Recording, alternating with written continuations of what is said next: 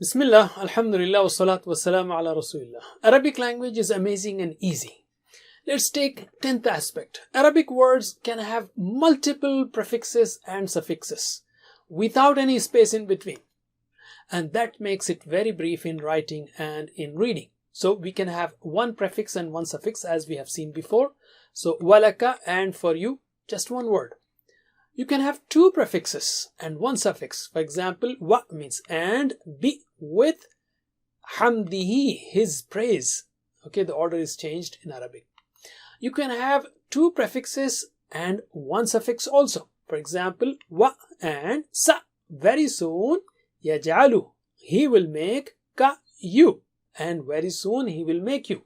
Just in one word. You can have four prefixes in one word. For example, afa bil batili. A is a question word. Fa is then. Bi in. L means definite article. The. Batil, falsehood. Then in the falsehood with a question mark. All of it in one word. You can have two prefixes and two suffixes in one word. For example, fa, so, sa, very soon. Yakfi, he will be enough. Ka, for you. Hum, against them. 11 words of English in just one word. So very soon he will be enough for you against them. So you don't have to, if you're writing, you don't have to lift the pen again and again for cursive writing.